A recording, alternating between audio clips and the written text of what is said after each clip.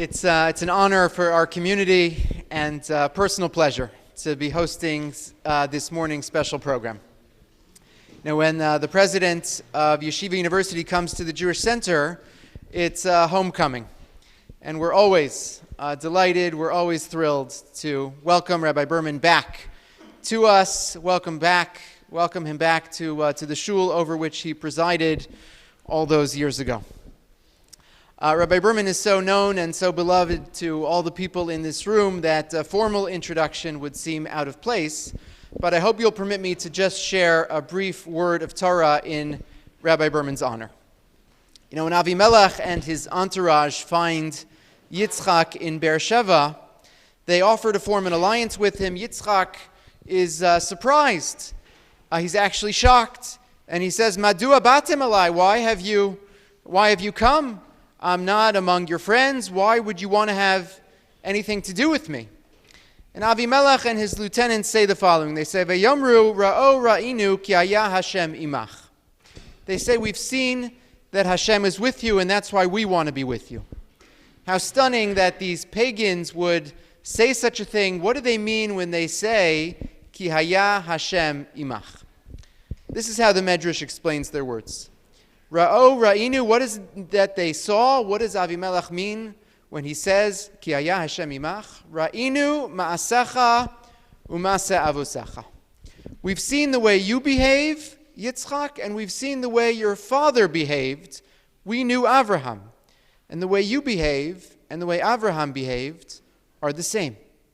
And it's that consistency from one generation to the next that gives us confidence. It's that consistency that makes us believe in you. It's that consistency which makes us want to be on your team.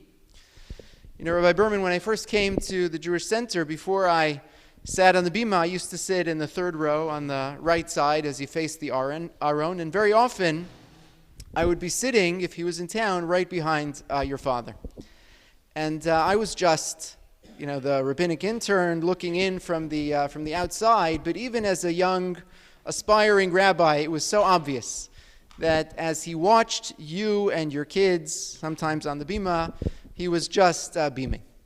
And I can only imagine, only imagine the pride that he took in all your accomplishments since that time.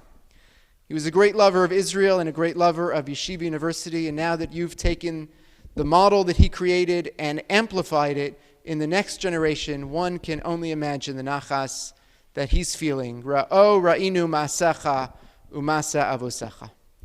This has been an impossibly difficult time for the Jewish people, and particularly difficult for students on college campuses who find themselves in the eye of the storm.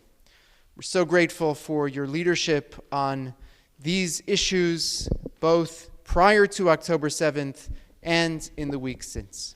It's a singular honor to welcome back to the Jewish Center and to introduce the 5th president of Yeshiva University, my friend and teacher, Moreinu v'Rabbeinu, Rabbi Dr. Ari Berman.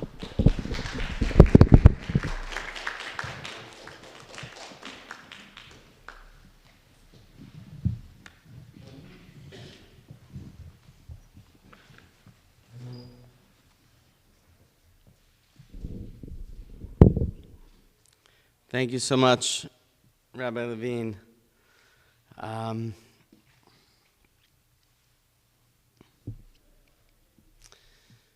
Somebody mentioned to me once, and it's very true, that they didn't think that I would leave the Jewish Center if I knew that I wasn't leaving it in the best hands.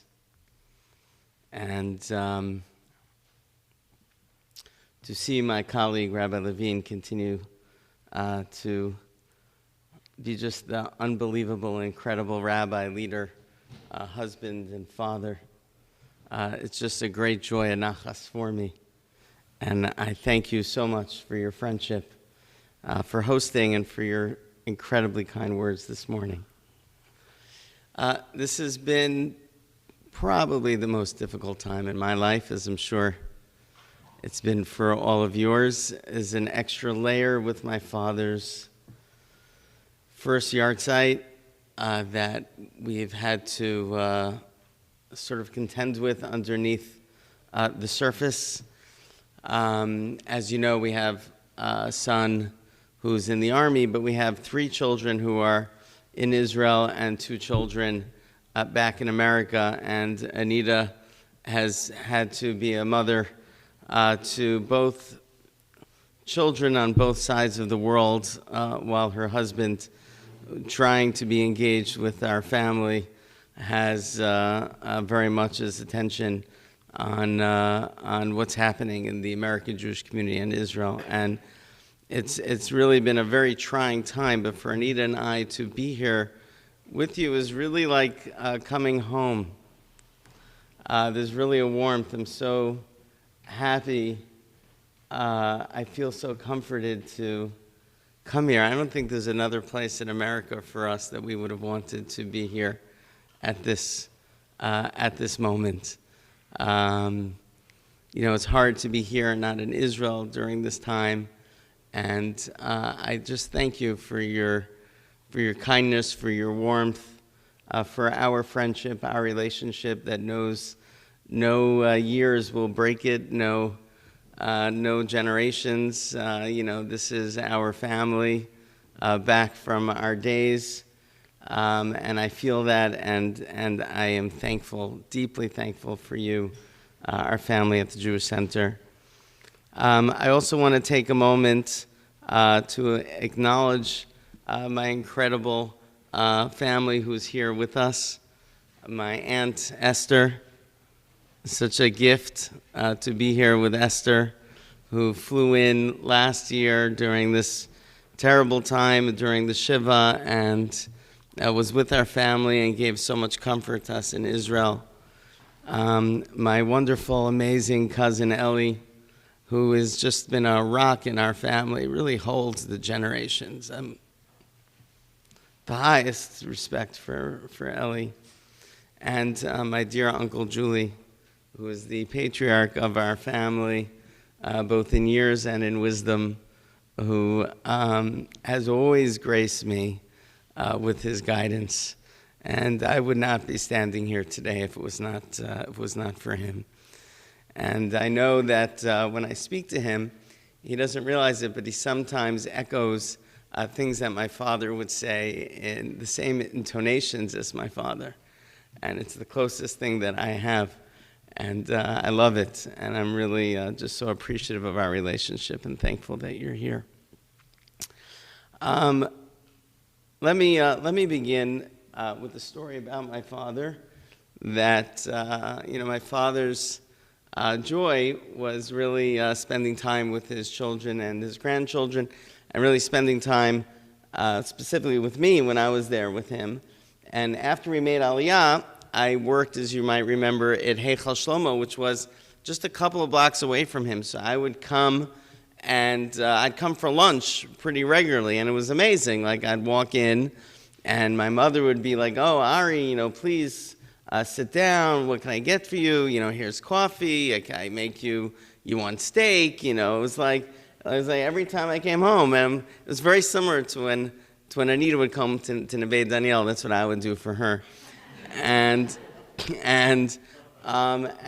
then we'd have lunch, and we'd have time together almost every other day. I'd be able to walk over and have lunch with them. That was their greatest joy, to spend so much time with me.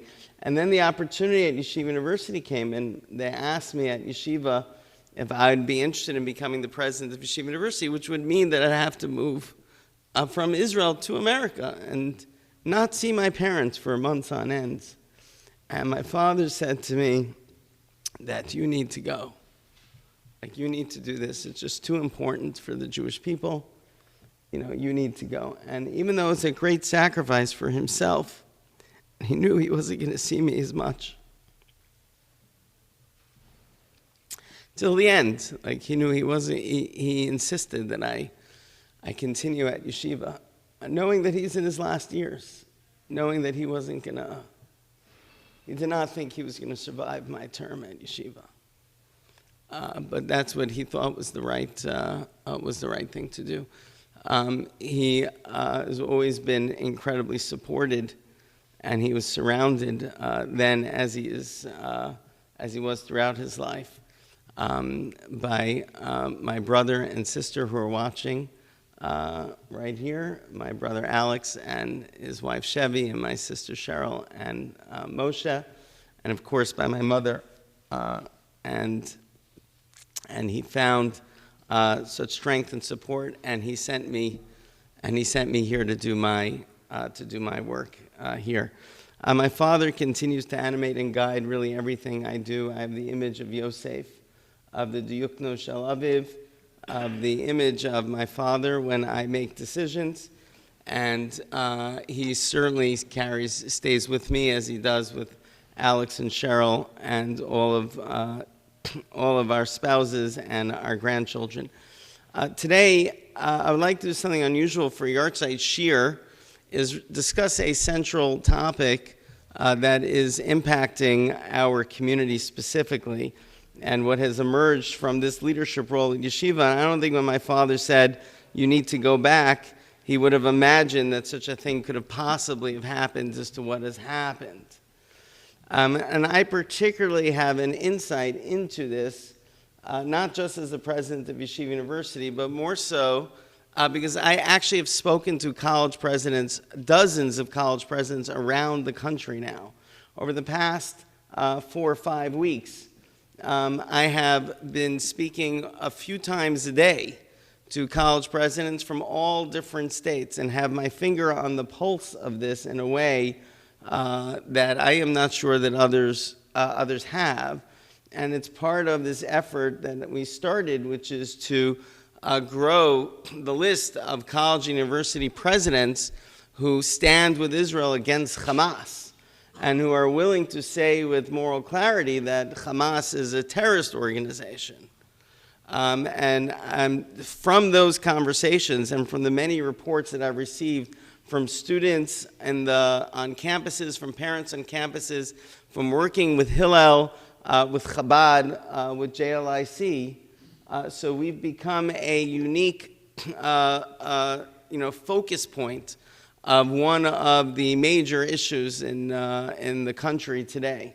And I'd like to share with you some observations about what's happening today, frame the response in a Torah frame, which I think gives us direction of what we need to do in the country that actually is emblematic of so many things that my father has stood for. So let me begin by telling you 3 points that are characteristic of our campuses today.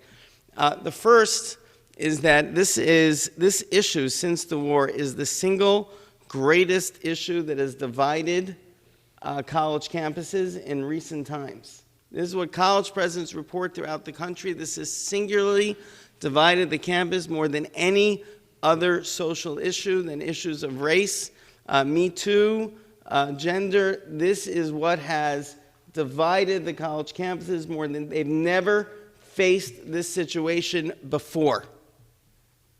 Why is this so divisive? And a lot of them have explained that normally on college campuses, everyone chooses the same side, meaning there are very heavy, serious social issues, but everyone's on the same side of the issue. It's not divided. But here, for the first time, they have one set of students against another. And what they're finding, of course, is one set of students actually leading to language that is, and sometimes much more than language, that actual harassment against another group of students. You have students sitting next to each other with real tension, that there are campuses that are tinderboxes. That is the first thing. Number two, a second observation is the lack of moral clarity in our college leadership. There is a real paralysis on so many campuses for the president and the leadership to say clearly what is true, that Hamas is a terrorist organization. And what we insist on in our statement is that the Palestinian people are not represented by Hamas, but they are in fact harmed by Hamas. And because of this inability, because they haven't laid the groundwork for what is true, a lot of these campuses have actually flared up.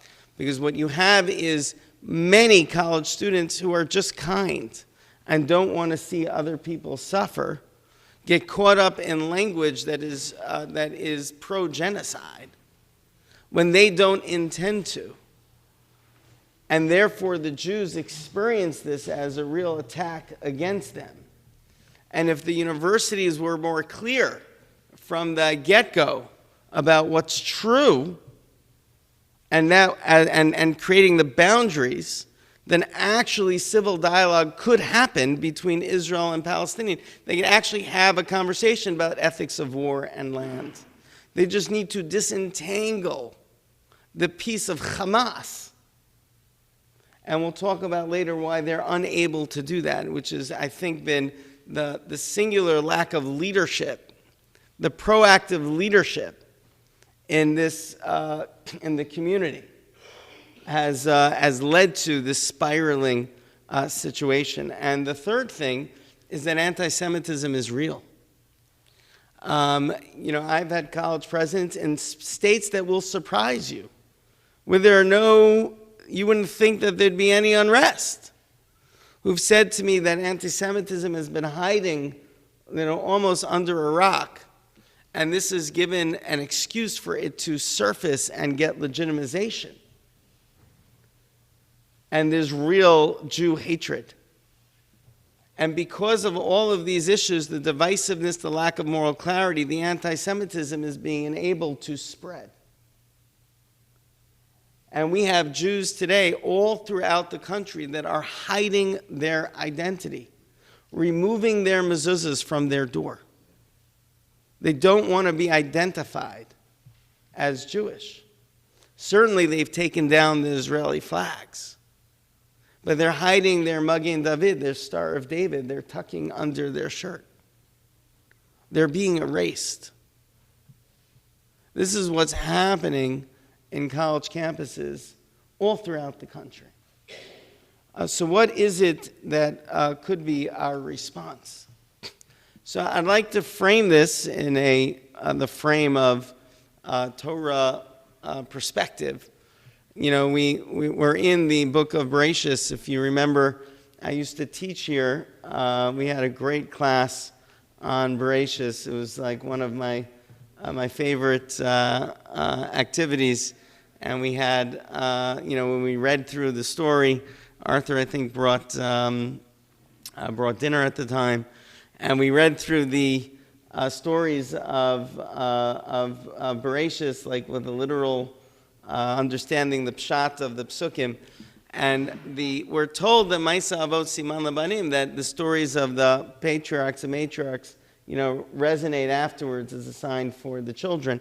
And I think that when it comes to the midot, the characteristics we find that actually can be helpful for us. There's a famous Zohar midrash that said, what are the characteristics of the avot? That each one of the avot saw God through his own prism. And the medrash says that Avram Yadale Migo Chesed, that Avram saw God through the prism of Chesed. That was his characteristic. And that Yitzchak saw God through the characteristic of Gevura, which we'll talk about, of strength. And Yaakov saw God through the characteristic of Emes. Titen Emes leYaakov, Chesed leAbraham, through the characteristic of Chesed. That Abraham stood for Emes. That Abraham stood for Chesed, that Yitzchak stood for Gevura, and that Yaakov stood for Emes. Chesed, Gevura, and Emes. And I think actually this is a framework that will help us, not just throughout history, but specifically right now. A framework of Chesed, Gevura, and Emes. When it comes to Chesed, what does it mean that Avram typified Chesed? We know Avram, there are many things in Avram's life that you wouldn't have named Chesed, including the wars that he fought, or expelling one of his sons, or even, of course, the Akedah. But Avram was typified by his open tent, which stood for something.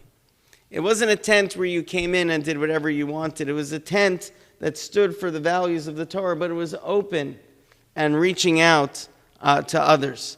One of the great expressions for me that I learned from my uncle about this was from the pasuk Vayera Elav Hashem Be'elonei Mamre.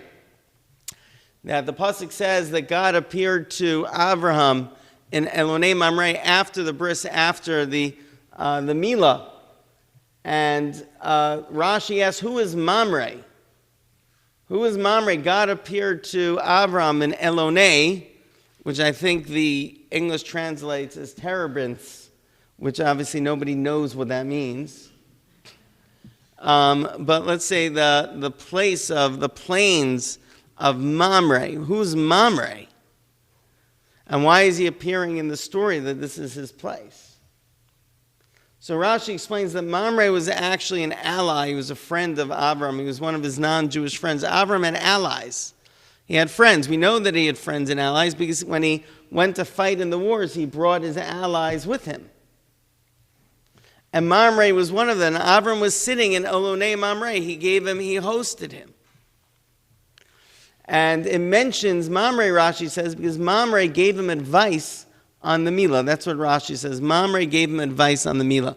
So my uncle, quoting Rabbi Soloveitchik, asks, what does it mean that Mamre gave him advice on the Milah? Avram wasn't going to do the Milah without Mamre? Avram needed Mamre to tell him to do the Milah? And the Rav explains that of course Avram was going to do a bris Milah, but Avram was worried. He was worried that if he would do the bris Milah, he would set himself apart from everybody else. Like this would be he's already espousing new beliefs. This will physically set him apart from everybody else, and nobody would want to deal with him. And Mamre, his friend, said to him, Avram, you don't need to worry. We're still going to be your friends. But he says even more than that. Don't think that distinguishing yourselves by the Torah and by God's belief is going to separate yourself out. It's just the opposite. It is what attracts us to you. It is what makes you unique. The way that you embrace God's word. This is what makes us want to cling to you. The chesed of Avram is not just that he's kind and zachnasas archim and reaches out to other people, but he does so with a Jewish flavor that he's proud of and that he expresses publicly. This is the chesed of Avram, which is what draws people to him. That is chesed, and we'll talk more about that. The gevura of Yitzchak is not obvious. You know, what strength did Yitzchak show? Yitzchak did not win battles. Yitzchak did not win wars. He was not, you'd think of him as a gibor. Not in the fields like that. So in what way was Yitzchak a gibor? So I think gevura in this case means resilience. The gevura, ezu gibor akovesh es yitro, is somebody who knows himself and is able to conquer himself and be resilient through the difficult times. And Yitzchak had very difficult times. He had troubles with his brother, troubles at home with his children, problems with the Plishtim, and of course, the Akedah. You imagine being on the other side of the Akedah and what that would mean. But you wouldn't know it. You never saw a crisis of faith or uncertainty. In all the other avot, Avram asked Hashem, but ma'ida, how do I know that this promise is going to come true? God says to Yaakov, don't be afraid when you go down to Mitzrayim, which means he was afraid. You never have anything like that for Yitzchak. Yitzchak is constant, he's resilient. He is a gibor that emerges from a deep emunah and confidence. That is the gvura of Yitzchak. And Yaakov is emes. And that's not obvious that Yaakov is emes. As we learned about and studied for many years when we studied Yaakov, Yaakov's life was filled with so much deceit. With Esav and hiding as Esav, with living in a house of Lavan, slipping away in the middle of the night. What emerges from Yaakov is as an ish emet, is the moment when he confronts Esav. You remember, we spoke about this a lot, the Rashbam's approach with the Malach. What was the fight with the Malach? was that Yaakov was setting up Esav, that he gave gifts to Esav. He was sending Esav, and he was telling Esav, I'm coming back to Israel.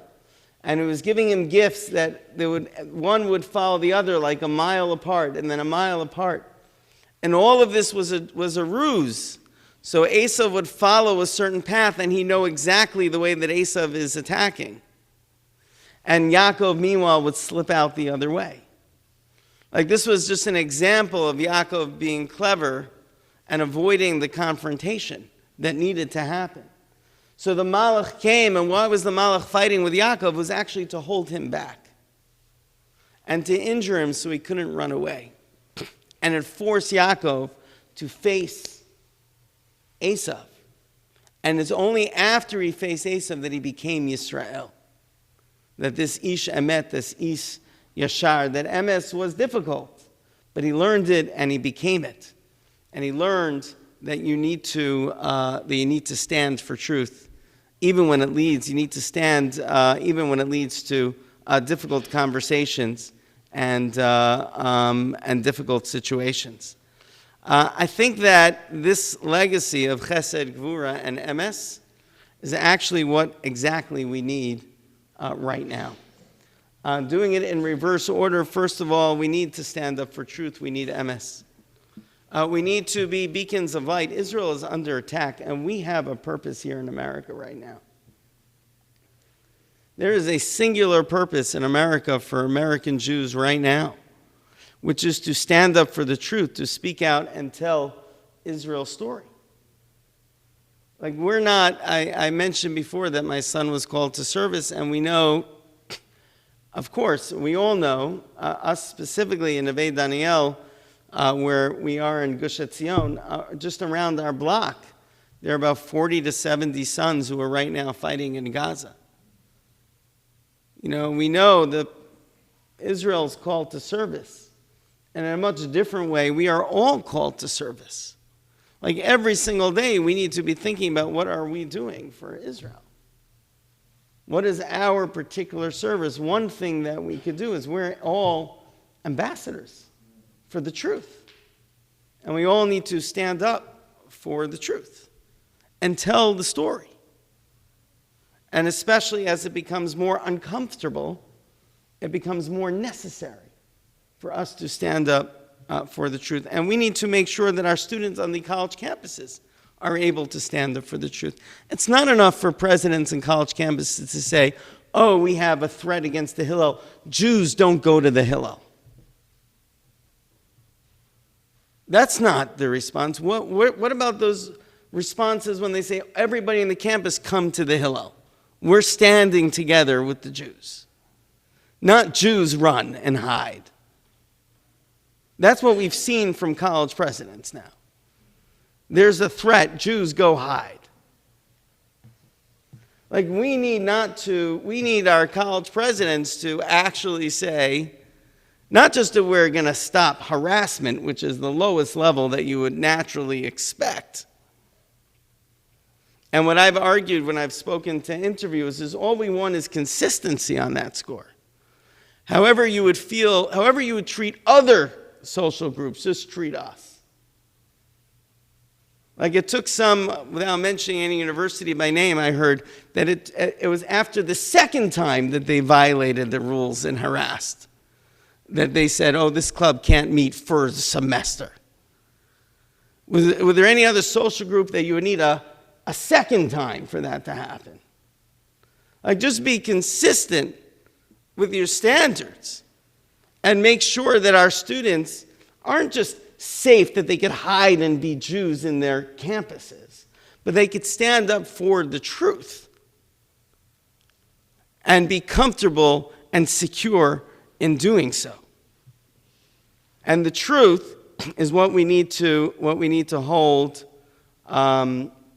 We need to hold accountable to our college campuses. I want to tell you, this is probably the key.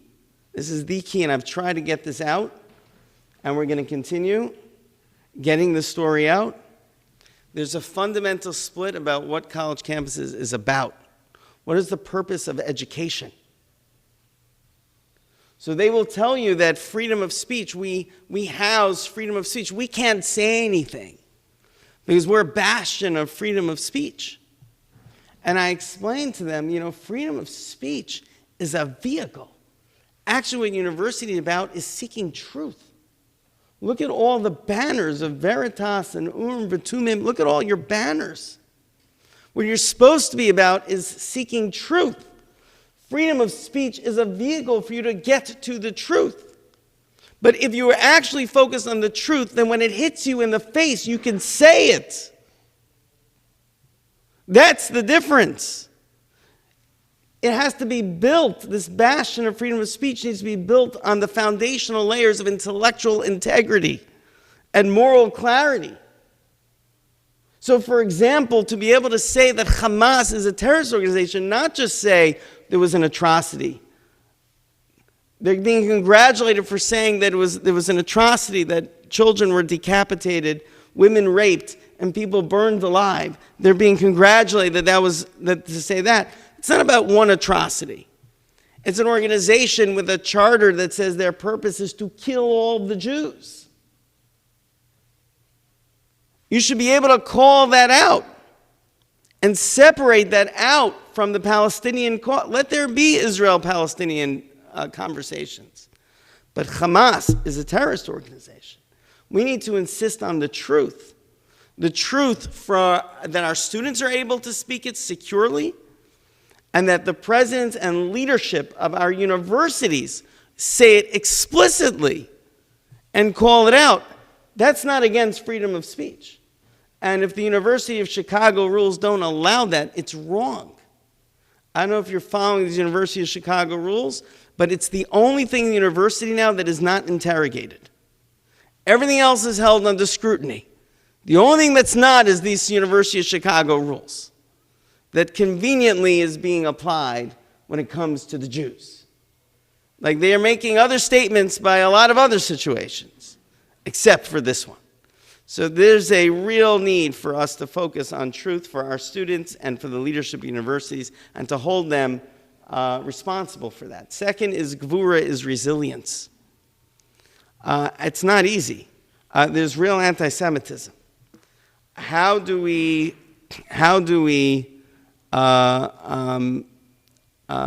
teach resilience for our students? So I just had a conversation with a father of a hostage. He was a good friend of mine. Crazy. We're like one step. I'm explaining to presidents around the country. Like, we are one step. Every single one of us is one degree of separation from somebody who was killed, taken hostage, or shot down in the line of duty. Like, we all know somebody. So I asked this father, this crazy, a regular guy. His son is a hostage right now. This isn't mourning for the past, right now. I said, how do you... I'm having trouble during the day. It's hard. Like, how are you doing this? And he said to me that he gets comfort from the fact that he knows he's not alone. That there are other hostage families, but more so all of Klal Yisrael. Like, he feels the chibuk. Literally, this is what he said to me. He feels the hug of all of Klal Yisrael. And that he doesn't know how people do these things alone. Like he said, I don't know how people go through tragedies alone. Like, I can't even imagine it. But I'm getting through this because I'm not carrying this alone. It's really funny. I listened to it. It's just such chizuk. So before Shabbat, a local New Jersey yeshiva sent us cards. Sent us a babka and cards for my son in the army. And they said to him, they actually got the wrong son, but it doesn't matter. But they wrote his name, and they said, we're praying for you, we're davening for you, and we're thinking about you. And actually it gave me, I didn't, like being on the other side, like I didn't even think of myself on the other side of that. And it really is, it's really helpful. It's like the sense of, and we saw when we were there, when Anita and I were there together, we brought over to our son a carload of food and supplies. Like we found out he was going from the south to the north. We found out where we could meet him in the middle. We told our neighbors we're meeting them, and everybody piled in stuff.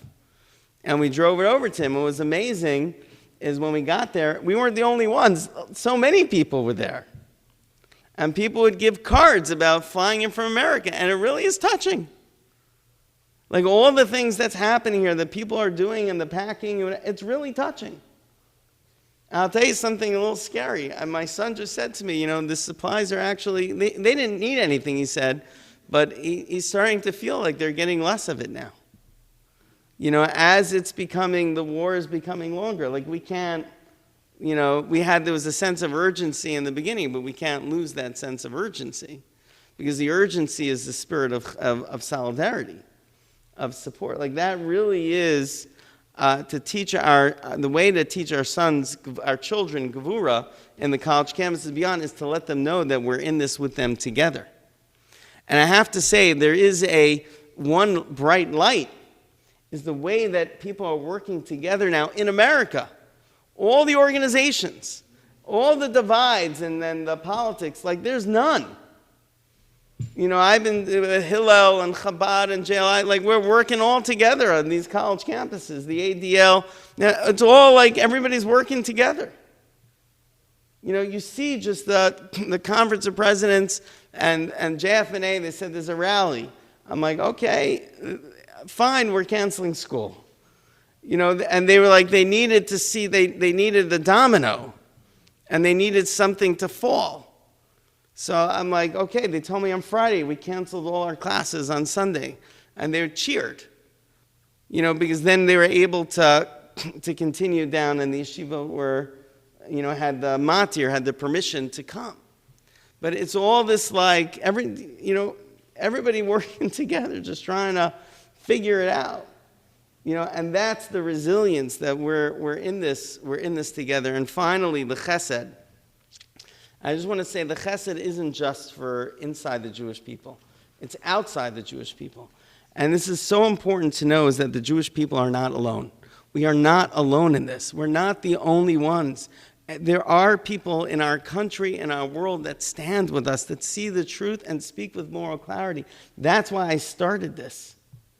And we found over 100 college presidents. Literally just now, I didn't answer it, but the chancellor of SUNY just called me, who's the former Secretary of Education for President Obama, who's with me side by side,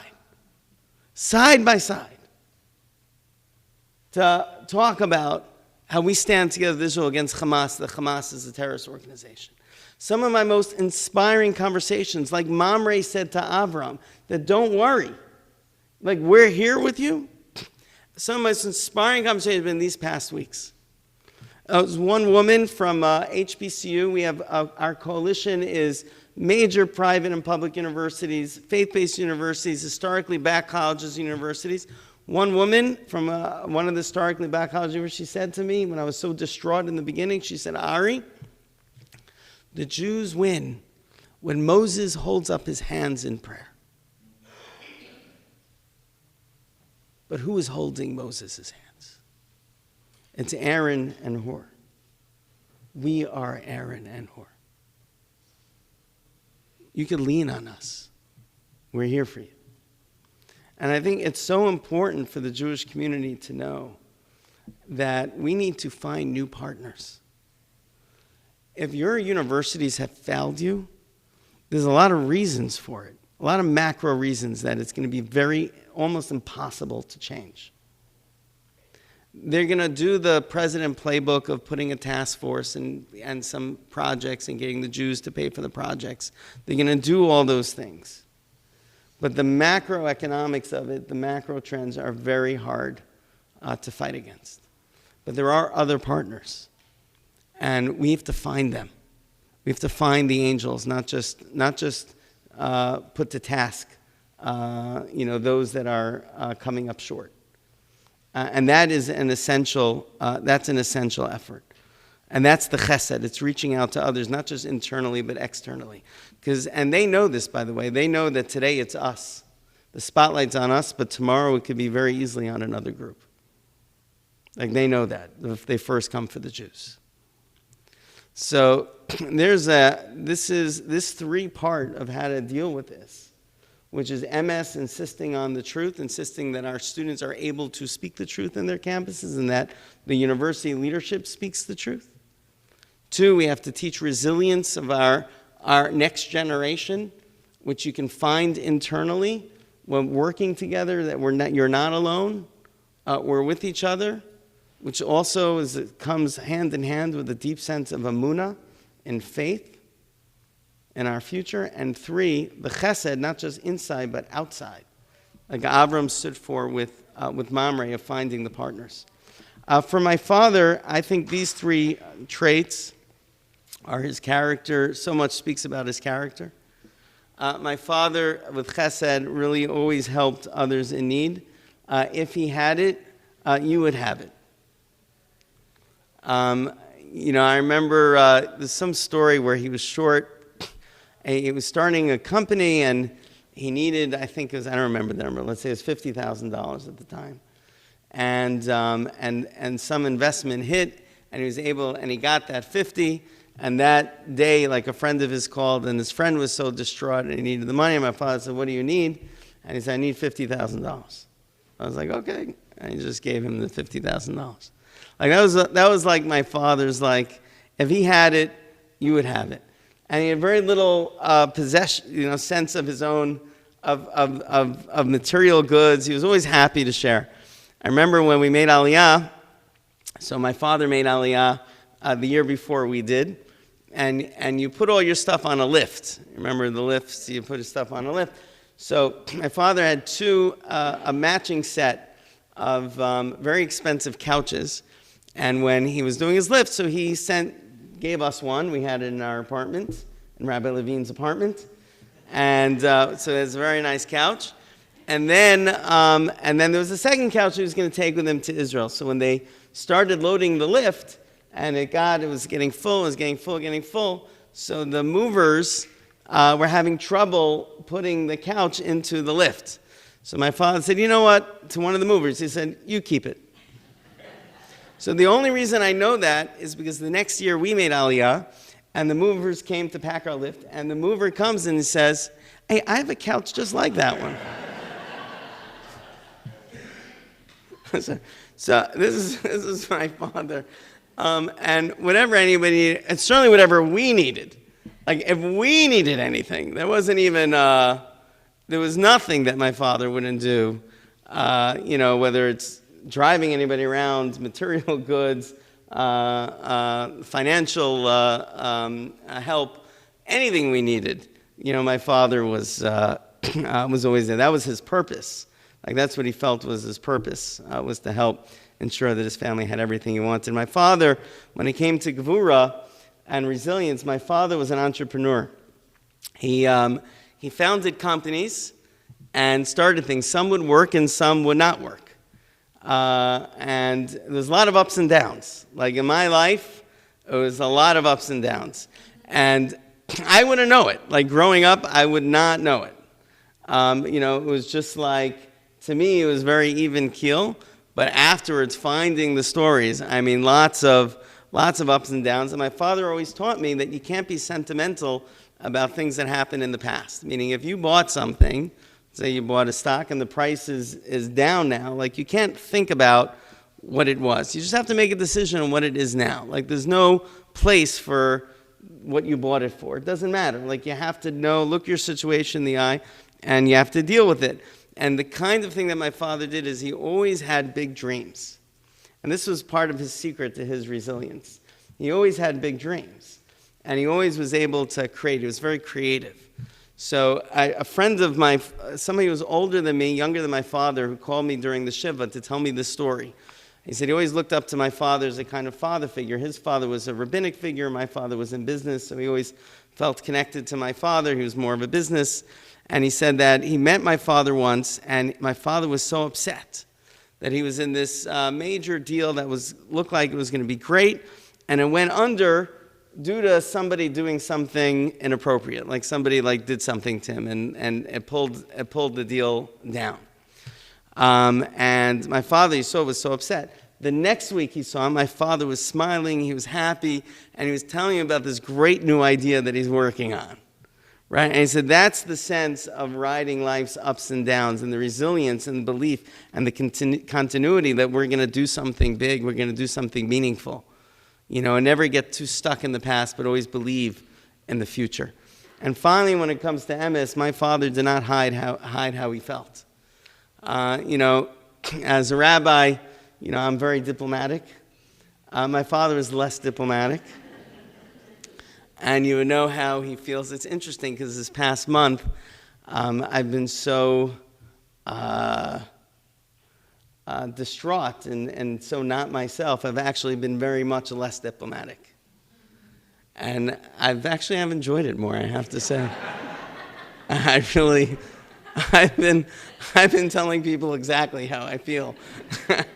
I sort of get it now. I sort of get it. But anyway, but more than him standing for truth, he always supported institutions that believed in truth. Like he was the president of our yeshiva, he was the president of our shul. He was a major donor to the Jewish Center. I just saw his name on the plaque for our campaign, which shows not just his belief in the Jewish Center, but also obviously supporting his son from the very beginning.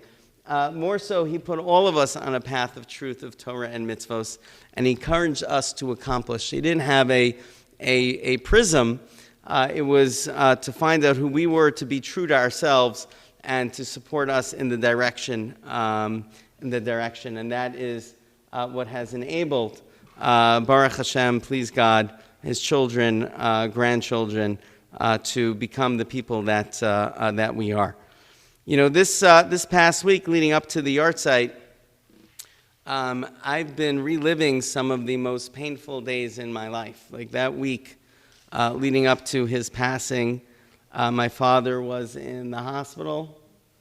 I flew in. I was told it did not look good. I had to get there. I flew in on a Sunday. I landed there Monday, went straight to the hospital. Anita came in, all of our children, all of the grandchildren, wherever they were from around the country and the world. And we had that last week with him.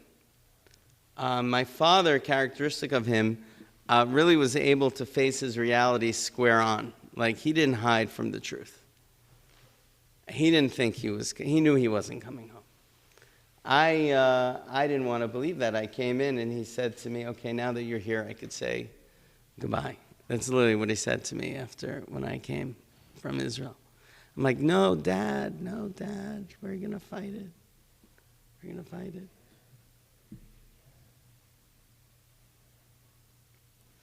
So he spent that week making sure that we were ready and that my mother would be okay.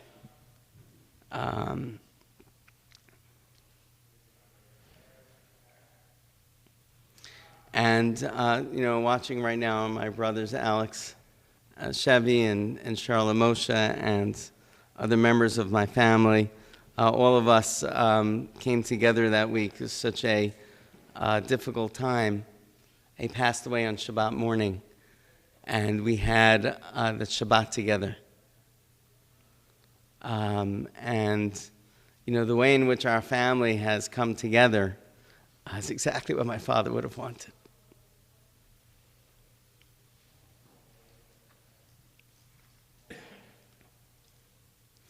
The one who, of course, has felt my father's loss the most is my mother.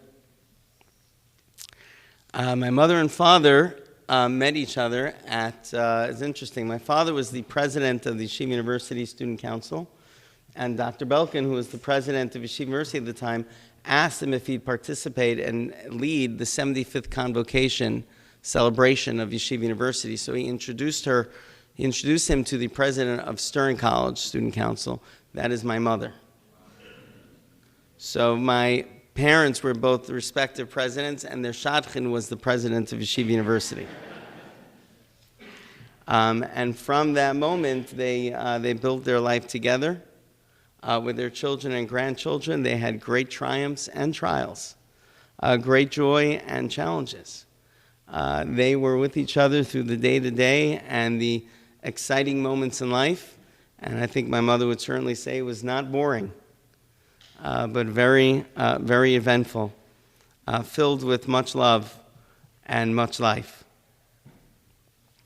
And as he passed, with the tremendous loss that we felt, we also felt the blessing of him, of having so much time with him and him being with us. I'll close with something that happened to me at the end of his life. You know, I've been here with you through many years, and there have been some times of end-of-life situations, and I found it rare, but at times I said the vidui with those who are ready to pass, who are close to passing. It's a very rare situation because you don't want to you don't want to help the person, you don't want to move him along or her along. So like, when do you say it? When do you not say it? It's very sensitive. But there was a point for my father where I was clear that it would be helpful to him for him to know that we were ready. Like, that's what he really wanted to know, that we were ready. So I led my father in the vidui. And he repeated after me, saying the Shema. And these were some of the last words of his life, was saying the Shema with me. And I couldn't help but remember when I was a boy. And my father led me in Shema. And how life opens and closes and is surrounded by Shema. Shema Yisrael, Hashem Elokeinu, Hashem Echad. Our emes, our truth, the resilience of when Shema has been said throughout our history, at what points it's been said, and the chesed that we spread it to ourselves, to our children, to others. And because he taught me Shema, and because he taught us Shema, how many generations and generations and generations, through his work, through the work of all the organizations and shuls and schools that he supported, all of the work of his children, everything that happens at YU and the generations after that, how many more children are now going to say Shema because of his Shema? He was blessed with the relationship with his generations, with each of his grandchildren, and with this I'll close. Each of his grandchildren, except for the youngest ones who have not yet reached the age, each of them have served Israel as chayalim, or in Sheirut or Sheirut Lumi. He has 2 grandchildren right now who are serving in the army. He has 2 grandsons-in-law who are in the army. We are sure that he is being a Melitz Yosher, as a divine advocate for the safety of his grandchildren and for all of Israel and all of Am Yisrael. My father sent me to Yeshiva University. Whatever I do here, whatever we all do, it continues what he taught us. And that to me is the greatest bracha. The time we had together and the ability to continue his memory. I thank you so much for being our friends and the comfort that your presence and words bring. Tobias ben Harav Chanoch, Tehei Nishmato Tzura, B'tzur HaChayim. Thank you.